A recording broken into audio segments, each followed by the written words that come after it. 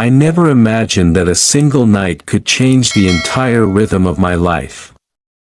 The farm had always been quiet, predictable, almost painfully ordinary. Same fields, same skies, same barns standing like silent witnesses to my loneliness. But that night, when I pushed open the heavy wooden doors of the barn, I saw something that stopped my heart. My hands shook. My breath caught. And in that moment, I knew nothing would ever be the same again. The nights on the farm had always felt heavy, wrapped in silence so thick that even the wind seemed careful not to disturb it. For years, I had lived in that silence, going through the same motions every single day, tending to chores, avoiding questions, and burying the truth about who I was under layers of quiet smiles and practiced nods. The barn had been my only escape. I had claimed it as my own since childhood, a place where I could sit for hours and let my thoughts wander far beyond the narrow fences of the farm. It smelled of hay, dust, and old wood, and though it was falling apart in places, to me, it felt like a cathedral, sacred and safe. Whenever my chest felt too tight or my heart too heavy, I would go there and breathe. I never thought that something, or rather someone, would invade that solitude and turn it into something I could never forget. That night, the air was different. It had rained earlier, and the ground was still soft and wet beneath my boots as I made my way across the yard. The barn stood in the distance, its shadow long against the silver glow of the moon. I remember pulling my jacket tighter around me, not just because of the chill but because something in me felt unsettled, as though the night had a secret it was waiting to tell. The closer I walked, the more I felt it. The creak of the old door echoed too loudly when I pushed it open, and that familiar smell of hay and earth rushed over me.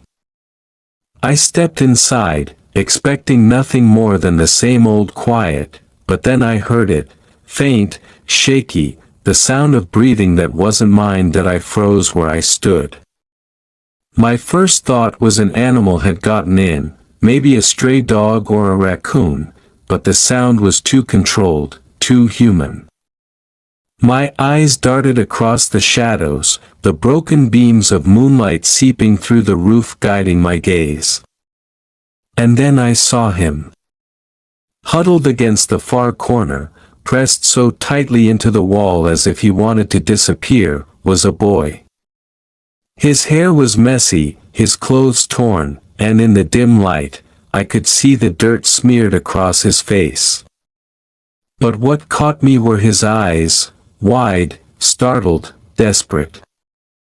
For a moment, neither of us moved. We were just two people trapped in the silence of that barn, staring at each other, both trying to understand if this was real. My heart pounded so hard I could hear it in my ears. Fear rose in me, not because he looked dangerous but because he didn't. He looked broken, fragile in a way that stirred something deep inside me. I opened my mouth to speak, but my voice caught. All I managed was a whisper, "Who are you?" His lips trembled before he said anything. He glanced at the door as if deciding whether to run, then back at me. I'm sorry. I just needed somewhere to hide." His voice was soft, cracked like it hadn't been used in days, and suddenly the air between us felt heavier. 1,000 questions spun in my mind. Why was he here? What was he running from? But something inside me stopped me from asking too much. Instead, I stepped closer, careful not to scare him, though every movement felt like it might shatter the fragile trust hanging in the air. He flinched when my boots scraped the floor, and that reaction alone told me more than his words. Whoever he was, whatever had happened, he was carrying something heavy enough to make him afraid of me, a stranger in his hiding place. And yet, I couldn't bring myself to turn him out. That I leaned against the wooden post nearby, trying to steady my voice, to sound less threatening. "You don't have to say sorry," I said, keeping my tone low, gentle. I wasn't expecting anyone." His eyes softened, just a little, and I saw a flicker of relief. But the fear lingered in the way he kept his arms wrapped tightly around himself, like he was trying to hold himself together. The silence stretched on, and though I didn't know him, something about the way he looked, lost, broken, yet trying so hard to stay strong, pulled at me in ways I couldn't explain. I had lived my whole life hiding parts of myself, terrified of being seen for who I truly was, and now, standing in that barn, I was staring at someone who looked like he had been through the same kind of storm. Maybe different, maybe worse, but familiar all the same. That I should have told him to leave. I should have asked him where he came from, if he was dangerous, if my family was at risk. Those would have been the sensible questions, the ones anyone else would ask. But the words didn't come. Instead, what came was a strange calm, the realization that whatever reason had brought him here, it wasn't a mistake that I found him. It felt like the world had been quiet for so long only so that this moment could echo louder. That I watched him shift uncomfortably, wincing as though his body ached. There was a bruise darkening along his jaw, and a cut on his arm that looked fresh. My throat tightened at the sight of it. I wanted to ask what had happened, but I knew the answer wouldn't be simple. It never is. People don't end up hiding in barns in the middle of nowhere because life has been kind to them. They end up there because they've been chased by shadows no one else can see. The minutes stretched, but neither of us looked away. Something unspoken passed between us, a fragile thread weaving its way through the air. I didn't know who he was or why he was here, but I knew one thing with absolute certainty: this night, this moment, was going to change me.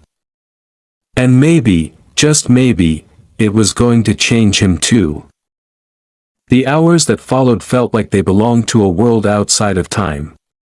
The barn, usually silent and ordinary, had turned into a place where secrets breathed between us. I stayed near the wooden post, giving him distance, because every small movement I made seemed to startle him. His shoulders were tense, his eyes sharp with fear, as though he had trained himself to expect pain at any second. I wanted to reach out, to tell him he was safe, but the truth was I didn't even know if I could promise that. Out there, beyond the walls of the barn, the world was not kind to boys like us. Here, though, in this fragile shelter of dust and hay, I wanted to create a space where he didn't have to look over his shoulder. When I finally asked his name, his voice cracked on the first attempt, as if saying it out loud might give me power over him. He hesitated, then whispered, "Eli." The sound of it was soft, almost musical, though the weight behind it was heavy. "Eli." I repeated it in my mind, holding it carefully, because it felt like a gift he was reluctant to share. When I told him my name, he nodded faintly, like he was memorizing it, storing it in some guarded part of his heart where he didn't let many things stay.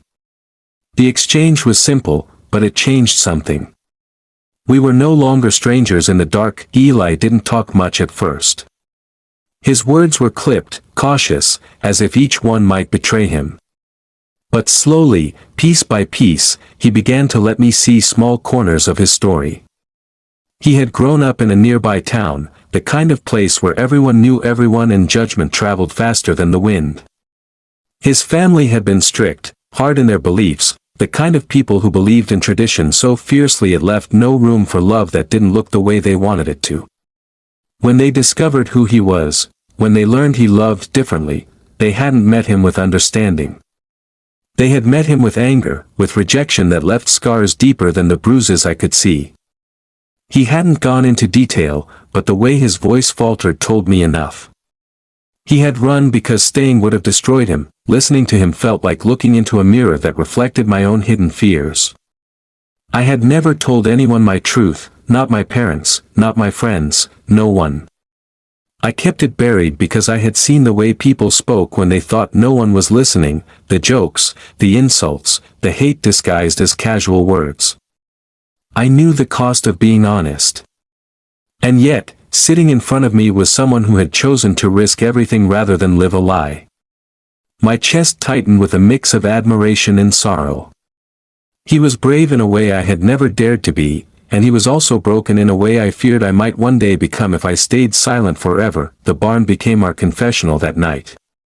He spoke in fragments, haltingly, but I hung on to every word. I didn't interrupt, didn't press him for details he wasn't ready to share. I just listened. And for the first time in a long time, I felt like my listening mattered, like my presence was more than just another shadow in the dark. Eli looked at me sometimes with an expression I couldn't quite read, a mixture of gratitude and fear, as if part of him wanted to trust me but another part kept warning him not to. Still, the more he spoke, the softer his edges became. The hours stretched into the night. We sat on the floor, leaning against the cold wooden walls, the silence between words almost as important as the words themselves. He told me how he had been hiding for days, how hunger gnawed at him and sleep came only in fragments because every noise made him think someone had found him. His hands trembled when he admitted it, and I felt something inside me shift, a quiet determination to make sure he didn't have to be alone anymore. I slipped off my jacket and placed it beside him without a word. He hesitated, then pulled it over his shoulders. The way his eyes softened when the warmth wrapped around him made me feel something I hadn't expected to feel that night. Protective, responsible, almost like I had a purpose that we didn't talk about what came next. Neither of us was ready for that. Instead, we stayed in the moment, two boys whose lives had collided by accident, sharing a secret space where the outside world couldn't reach us. The barn had always been my refuge, but now it felt different. It wasn't just a hiding place anymore. It was a bridge between us, a fragile sanctuary where our truths could exist without shame. At one point, Eli asked me why I had come to the barn that night. I shrugged, trying to keep my voice steady, but the truth slipped out before I could stop it. It's the only place where I feel like I can breathe. He didn't respond right away, but the way he looked at me, with a quiet understanding that needed no words, told me he knew exactly what I meant. For a moment, the loneliness I had carried for years felt lighter, shared. The night wore on, and though exhaustion weighed on both of us, neither of us moved to leave. I was afraid that if I walked away, he would vanish, and the thought of that left an ache in my chest I couldn't explain. I had known him for only a few hours, yet it felt as though I had been waiting to meet him my whole life. The fear in his eyes, the pain in his voice, the fragile hope that flickered when he let his guard down, all of it had tangled itself into me. The barn creaked with the wind, the old wood groaning like it carried our secrets in its bones. I stared at Eli, memorizing the shape of him in the dim light, the way his presence filled the space I once thought belonged only to me. I didn't know what tomorrow would bring, or if he would still be here when the sun rose, but deep down, I already knew that nothing would ever feel the same again. The days that followed slipped into a rhythm that felt secret, dangerous, and yet strangely beautiful. Every morning I went about my chores with the same blank face I had worn for years, nodding at my parents' questions, pretending everything was ordinary. But inside, I carried the weight of a truth that burned against my chest. I wasn't alone anymore. At night, when the house went quiet and the farm sank into darkness, I found myself walking toward the barn, my steps careful but eager, like I was chasing something fragile I didn't want to scare away. Each time I pushed open those doors, Eli was there.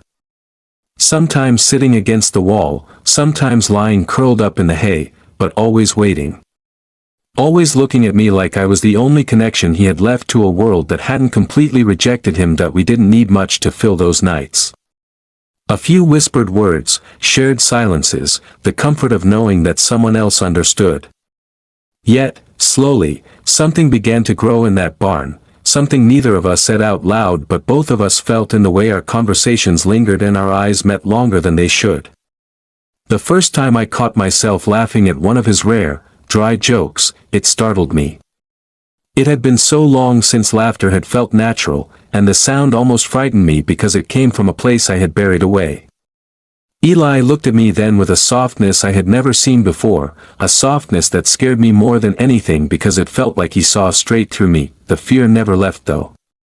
Every time I walked out to meet him, my chest tightened with the thought of what would happen if anyone found out. My father had sharp eyes, and my mother's voice carried gossip from neighbors like wildfire. If they ever knew I was sneaking off to the barn to sit with another boy, if they knew the truth about the boy and about me, it wouldn't just be whispers I'd have to survive. It would be anger, shame, maybe even the same rejection that had driven Eli into hiding. That fear was a shadow that followed me into the barn each night, wrapping itself around me even as I sat beside him. But somehow, with him there, the shadow didn't feel as suffocating. One night, the air was colder than usual, and I found him shivering, his thin shirt no match for the chill that crept through the cracks in the barn walls. Without thinking, I sat down close beside him, my shoulder brushing against his. He tensed at first, like every touch was still a reminder of what had hurt him before, but then he relaxed slowly, leaning into me just enough that I could feel the weight of his trust pressing against me. Neither of us spoke about it, but the silence carried more meaning than words could. I could feel the steady rhythm of his breathing, and in that moment, the barn didn't feel like a place of hiding anymore. It felt like the beginning of something neither of us had dared to imagine. That it was then that I realized how much he had come to mean to me. Before Eli, the barn had been just my escape from loneliness. Now, it was our world. Every look, every word, every brush of his hand against mine pulled me deeper into a feeling I had tried to bury for years. Love wasn't supposed to bloom here, not in this place where every day felt like a reminder to stay silent. But it was blooming anyway, stubborn and undeniable. And as terrifying as it was, it also felt like the only thing that made sense anymore. Of course, the fear of being discovered never left us. Sometimes in the middle of a conversation, Eli would stop suddenly, his head snapping toward the door at the slightest sound of the wind or the creak of wood. His whole body would stiffen, and I would sit there, heart pounding, waiting for the danger that never came. It broke something inside me to see how deeply fear lived in him, how it shadowed every breath he took. But it also made me realize that what we had was more than just comfort, it was survival. For him, and maybe for me too. As the nights went on, our connection deepened. The words we shared became bolder, the silences heavier with unspoken truths. There were moments when our hands would almost touch, when our knees brushed in the dark, and the air between us felt thick with something I didn't dare name. I could feel the truth pressing against my chest, desperate to be spoken, but the words never came. Not yet. Instead, I let the moments linger, afraid that naming them would break the fragile safety we had built. Still, one night, as the lantern flickered between us, Eli looked at me with eyes that seemed both terrified and determined. His voice was quiet but steady as he said, "I don't know what I'd do if you weren't here." The word struck me harder than I expected. My throat tightened, and for a long moment, I couldn't speak. Because the truth was, I didn't know what I would do without him either. I had lived so long convincing myself I didn't need anyone, that being invisible was the only way to survive. But sitting there with him, I knew invisibility was no longer enough. I wanted to be seen, by him, if no one else. That night, the barn felt different. The fear was still there, but it was drowned out by something stronger, a current that pulled us closer even when we both tried to fight it.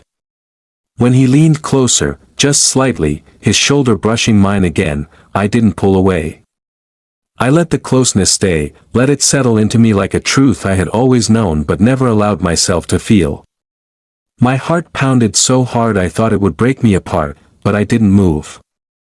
I didn't want to. Because for the first time in my life, I wasn't just existing. I was alive. The shift from fear to something deeper between us was slow, almost unnoticeable at first, but one night it became impossible to ignore.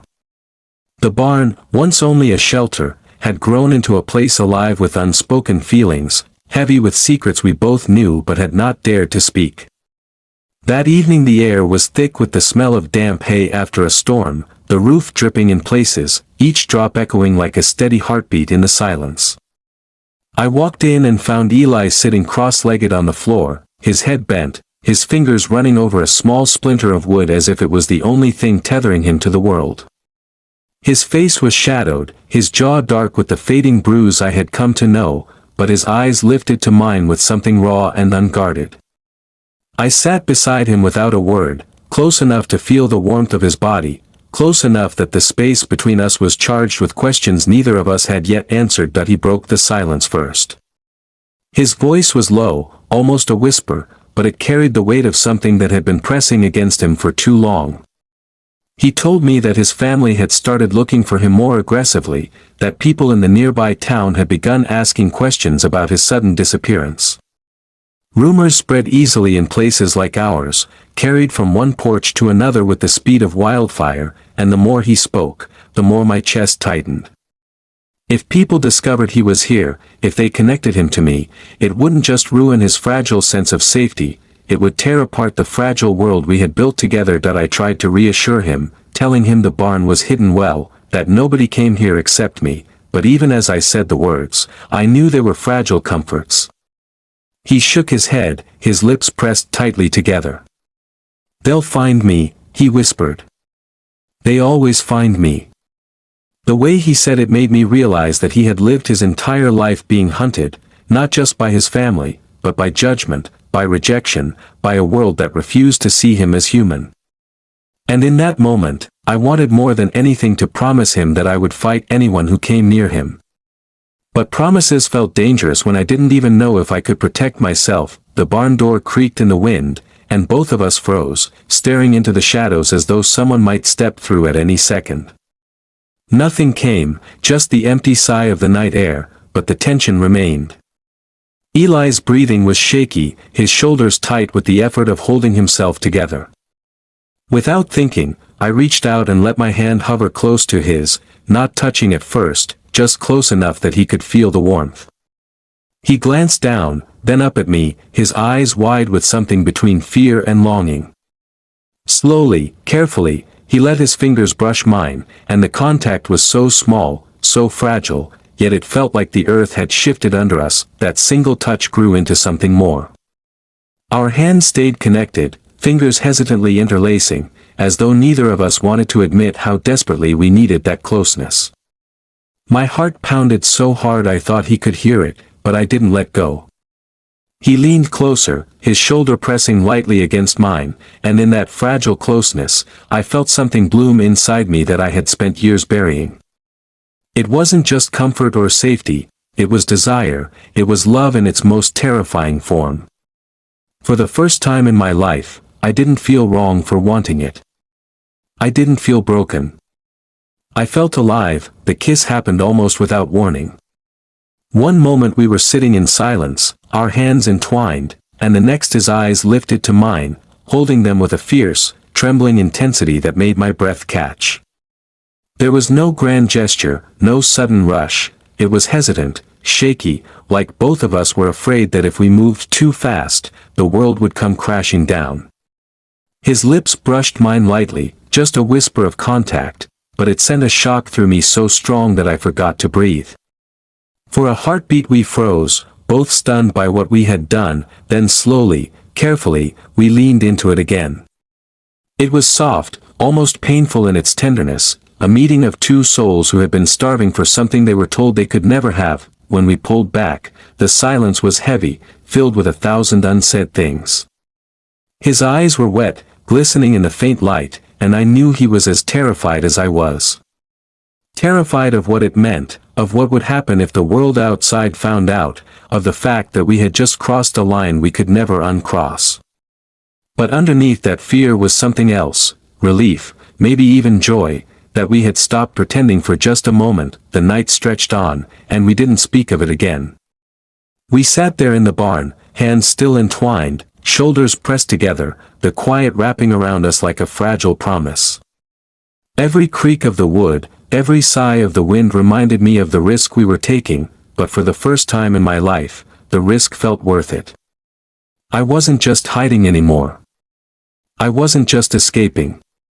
I was choosing, and what I was choosing was him. By the time the first light of dawn crept through the cracks in the barn, painting the dust in soft gold, I knew something had changed forever. I had kissed him, and in that kiss, I had admitted to myself what I had denied for years. And though fear pressed heavy in my chest as I stood to leave, I also carried with me a strange, fragile kind of courage. Because no matter what came next, I couldn't go back to the person I was before that night. The morning after that night was the hardest I had ever lived through, because for the first time in years I carried a secret that wasn't just mine, it was ours, and it weighed on me differently. I went through the day with shaking hands, fumbling with tools, forgetting simple tasks, my thoughts circling back to the barn again and again. I could still feel Eli's hand in mine, his lips against mine, the way his breath had trembled when he pulled away. Every detail replayed in my mind like it had been burned there, and instead of bringing me peace it filled me with both warmth and fear. My father noticed my clumsy movements. At breakfast, his sharp eyes narrowed on me, and he asked if I was sick. My mother looked up too, suspicion flickering across her face, but I mumbled something about being tired and they let it drop, though I could feel their questions pressing against me all day like a storm waiting to break. That evening, when the house quieted and the lamps were dimmed, I made my way back to the barn, my chest tight with both dread and longing. I pushed open the door and there he was, curled in the hay, his head resting against the wood, his eyes closed. He stirred when he heard me, and the look on his face when he saw me was something I will never forget, relief, as though the whole day he had been holding his breath, waiting for me to come back. I sat beside him without speaking, and for a long time we just let the silence fill the space between us, heavy but comforting. Finally he spoke, his voice quiet, almost breaking, saying he had thought I might not come back. My heart clenched because I realized just how much I meant to him now, how much we had come to mean to each other in such a short time that I told him I could never stay away, but even as the words left my mouth, the door to the barn creaked behind me and the sound of heavy boots on the ground froze me in place. My father's voice called out, sharp and demanding, asking what I was doing out there so late. Panic shot through me.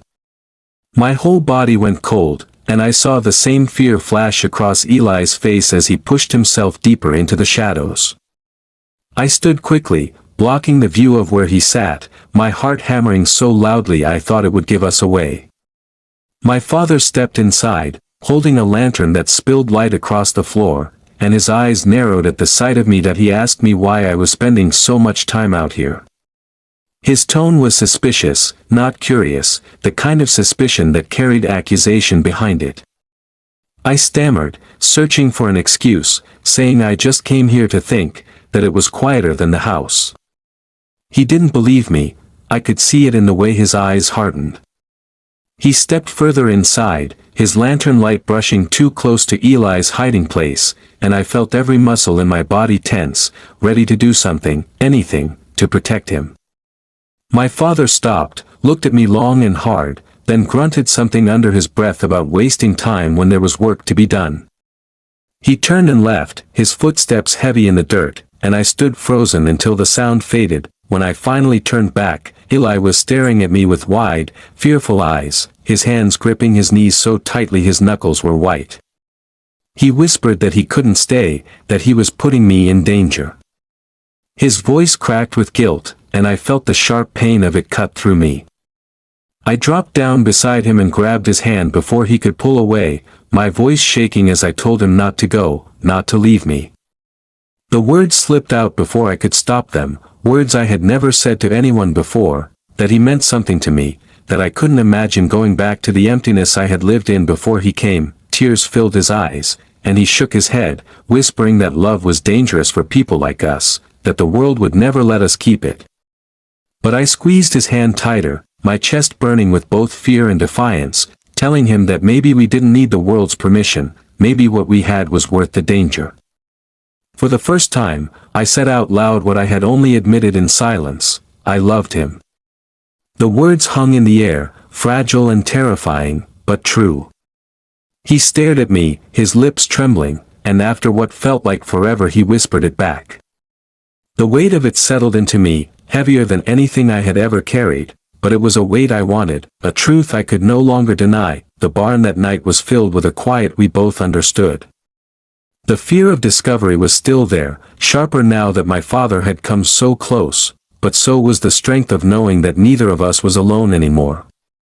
We sat together, our hands entwined, our hearts heavy with both dread and hope. Every sound outside made us flinch, every creak of wood made us fear the door would open again, but still we stayed, because leaving meant breaking apart something we had only just begun to build. And neither of us was ready for that. By the time the first light crept across the fields, Eli rested his head on my shoulder, his breathing steady at last. I sat still, afraid to move, afraid to lose the warmth of him beside me. I knew the danger was closer now than ever, that my father's suspicion wasn't gone, just waiting. But even with the fear pressing against me, I felt something else stronger than the fear, something I had never dared to believe I could feel, love that was real, raw, and worth holding on to, no matter the cost.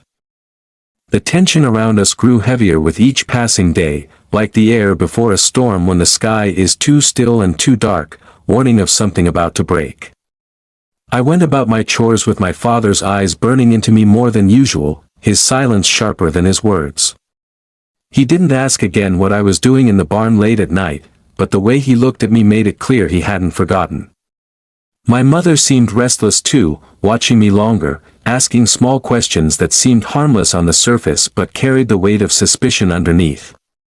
Every time I stepped outside toward the barn, my chest tightened with the thought that they might be following me, that the fragile secret Eli and I were guarding was only a breath away from being torn open. I in the barn, Eli tried to pretend it wasn't eating at him, but I could see it in the way he twitched at every sound, in the way his words often trailed off into silence when he thought too hard about the future. The warmth between us was stronger than ever, the closeness undeniable, but it was tangled with fear.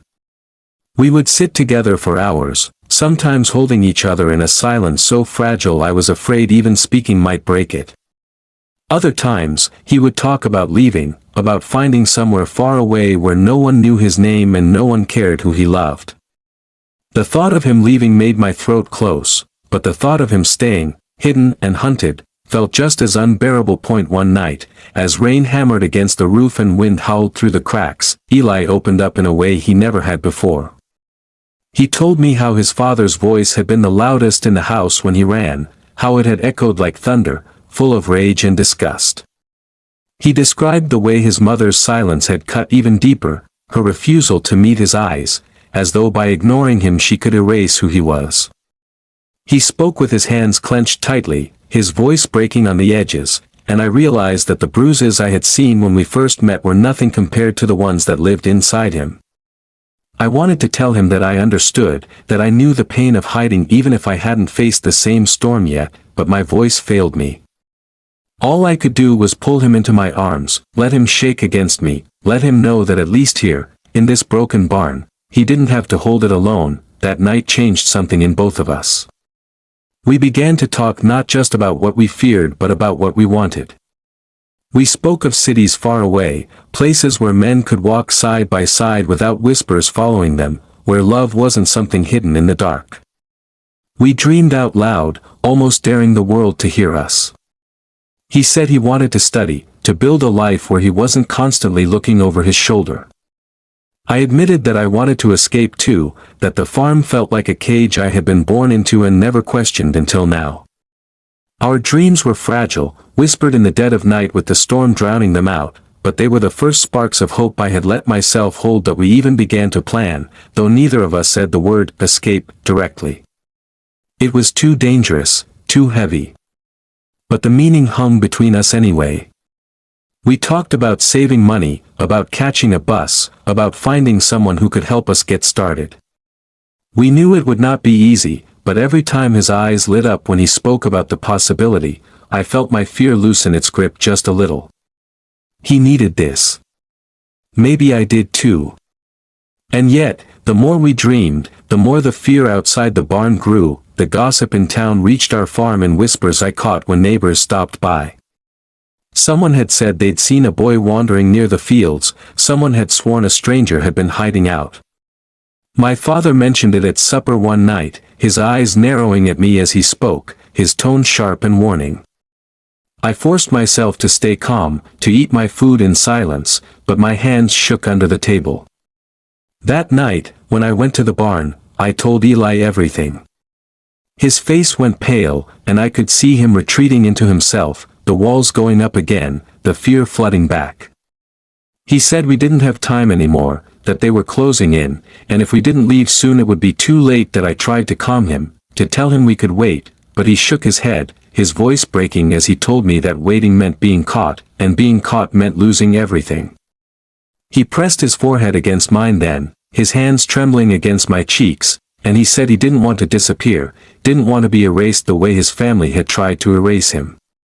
His words sank into me like a knife, and I realized that what we were clinging to wasn't just love, it was survival. That night we held each other tighter than ever before. Every sound outside felt like a threat, every gust of wind through the barn boards like a warning. And yet, amidst the fear, there was also something else, a decision forming, silent but unshakable. We couldn't keep hiding forever. The barn had given us a beginning, a place to find each other, but it could not be the end. The world outside was waiting, dangerous and unforgiving, but somewhere in it was a chance at freedom, and we both knew it was worth everything. When I left the barn at dawn, the field stretching out endless before me, I felt the weight of that choice pressing down on my shoulders. I didn't know how we would do it, or what would happen when we tried, but I knew the path forward had already been set. We could not turn back now. The days that followed were heavy with silence, the kind that feels like it's waiting for something to break. Every moment outside the barn felt like walking on a tightrope, pretending life was the same while knowing it had already changed beyond recognition. My father's eyes were sharper, his words shorter, and every time I felt his gaze on me I wondered if he knew, if somehow the truth had slipped through my trembling hands. My mother tried to soften the edges with her questions, her glances, but she too seemed unsettled, as if she sensed a storm building inside the walls of our house. I carried Eli with me in every step, his fear pressed into my chest, his hope tangled with mine, and it made every chore heavier, every breath tighter. I in the barn, our time was no longer filled with dreams alone. There was urgency now, urgency that tasted of both terror and determination. Eli's voice shook less when he spoke of leaving because fear had hardened into resolve. He said he couldn't risk staying, couldn't risk being found, and the more he spoke the more I realized he was right. Each word he whispered was like a match, striking against my own fear until it turned into a fire that spread through me. We spoke of routes, of roads that stretched out beyond the fields, of the town where the buses came and went. We didn't know the details, didn't have maps or guides, but we clung to the idea that movement meant survival, that staying meant destruction. There were nights when the closeness between us still felt like magic, when the world fell away and it was just the two of us holding on to each other as if that could be enough. But there were also nights when the weight of what we were about to do nearly crushed me. I would look at Eli, his eyes glistening in the lantern's glow, and I would wonder if I had the strength to protect him, to carry both of us through whatever waited beyond the fields. He was already carrying so much, his past, his pain, his fear, and I knew that if I faltered, if I let the fear win, it would break us both. One evening, the barn door creaked open more suddenly than usual, and for a moment I thought we were caught. My heart jumped so violently that I almost couldn't breathe, but it was only the wind. The relief made my knees weak, but Eli didn't laugh, didn't smile. Instead, he whispered that we couldn't wait any longer, that every passing day was another chance for discovery. His words were urgent, his hands clutching mine, and in his eyes I saw the truth. This wasn't just about wanting freedom anymore, it was about needing it to survive. That night, we made a promise. It was quiet, whispered between us, but it was binding. We would leave soon, no matter how dangerous it was. We would step into the unknown together, not as two boys hiding in a barn but as two people who had chosen each other despite the world's cruelty. We didn't know what we would find or how far we would get, but we knew staying meant waiting for the world to crush us. The fear didn't leave, but something stronger rose in its place. Love sharpened into courage. The final days before the choice were some of the longest I had ever lived. I moved through the house like a ghost, my parents' voices fading in and out, my father's suspicion tightening like a noose. I avoided his questions, his eyes, while inside my chest everything churned with the secret of what was coming. I would lie awake at night staring at the ceiling, listening to the old wood creak, wondering if I was selfish for wanting something beyond the life I had been given. But every time the doubt grew too loud, I remembered the look in Eli's eyes, the way he held me like I was the only safe place left in the world, and I knew there was no going back. On the last night before it all shifted, we sat in the barn without speaking for a long time. The silence between us wasn't empty, it was full of everything we couldn't put into words. His hand rested in mine, his thumb brushing against my skin as if he needed the reassurance of touch just as much as I did. Outside, the crickets sang, the field stretched endless under the stars, and the whole world seemed to hold its breath with us. Finally, he turned to me, his face illuminated by the dim glow of the lantern, and he whispered that no matter what happened, no matter where we ended up, he would never regret finding me. His voice cracked, but his eyes were steady, and in that moment I felt the weight of everything we were risking and everything we stood to lose. That I wanted to answer, to tell him that loving him had already changed me in ways I couldn't name, but my throat closed around the words. Instead, I pulled him closer, and we held each other like two people standing on the edge of something vast and unknown, too afraid to fall but too desperate not to jump. The barn that had once been just a place of work, just a shelter for animals and tools, had become the center of my universe, the place where I found him, where I found myself, where I found the courage to believe in more. But I also knew it couldn't hold us forever. The walls that had kept us safe were now the same walls that trapped us, and soon we would have to step beyond them. When dawn crept over the horizon, painting the fields in pale light, I looked at Eli still resting against me, his breathing slow, his face soft in sleep, and I felt both terror and hope fighting inside me. The path ahead was uncertain, and the risks were crushing, but the thought of losing him was worse than any danger waiting for us. In that moment, I understood fully that what we had wasn't just love, it was a fight to exist, a fight to claim a life together in a world that wanted to deny it. And that fight was one I could not walk away from, no matter the cost. The morning we chose to leave felt both unreal and inevitable, like stepping into a dream I had rehearsed too many times to count. The sky was washed pale with the first light, the kind of soft dawn that usually promised a quiet day of work on the farm. But to me, it was different. Every sound was sharper, every breath heavier, because I knew each step I took might be the last one I ever made in that familiar place. I had packed nothing more than what I could carry without raising suspicion, an old satchel with a change of clothes, a little food, and the hidden money I had saved over years of labor. Eli had even less, only the worn jacket that looked too thin for the weight he was carrying and a few crumpled bills he had managed to keep hidden through all his running. But when I saw him standing in the barn that morning, his eyes steady despite the tremor in his hands, I realized that what we carried didn't matter. What mattered was that we were choosing this together. That we didn't speak much as we walked out into the fields, the earth damp beneath our boots from the dew, the stalks brushing against our legs. The silence wasn't empty, It was full of everything we had said in whispers, everything we didn't need to repeat. Each step away from the barn, away from the house, felt heavier than the last, like the land itself was trying to pull me back.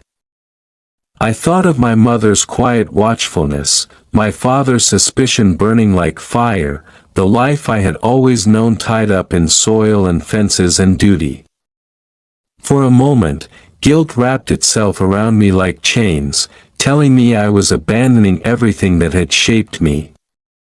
But then Eli's hand brushed against mine, and the chains loosened. He was shaking too, but his eyes carried a fire that matched the one inside me, and it told me the truth I needed, that leaving wasn't betrayal, it was survival, it was hope, it was love daring to exist. That as the town came into sight, the weight of fear grew sharper. Every sound behind us made me think someone was following. Every face we passed on the road felt like it could recognize us. Every car that slowed made my heart pound against my ribs. Eli gripped my arm tighter each time, his breath shallow but determined. He whispered that once we got on the bus, it would be different. I wanted to believe him, but the truth was I had no idea what waited beyond the town. All I knew was that the world we were leaving behind had no place for us, and the unknown at least held the chance of something better. At the bus station, time slowed. The platform was small, just a few benches and a faded timetable nailed to the wall, but to me it felt like the edge of the world. Eli stood close beside me, his shoulder pressed to mine, his fingers digging into his satchel strap like it was the only anchor he had left. We didn't dare hold hands in public, didn't dare let our secret show, but the air between us was so full of unspoken truth it was almost unbearable. When the bus pulled up, rumbling and loud, the fear inside me turned into a roar. This was it, the moment that would decide everything. I looked at Eli, and his eyes met mine, and in that instant I knew there was no turning back. That we stepped onto the bus together, the smell of oil and old fabric filling my nose, the sound of tired voices around us blending into nothing. We found seats near the back, away from prying eyes, and when the bus lurched forward, I felt something inside me break and mend all at once. The field slipped past the window, the farm fading into distance, and for the first time in my life I felt untethered, unshackled, terrified, and alive all at once.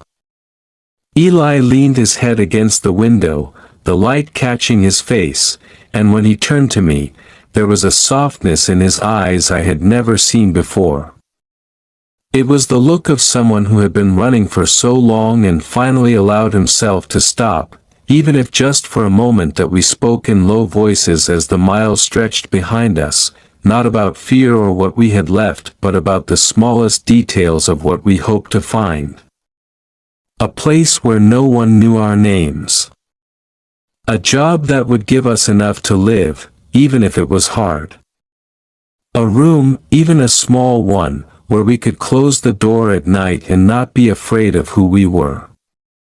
The simplicity of the dream almost broke me, how little we were asking for, how impossible it had felt back home.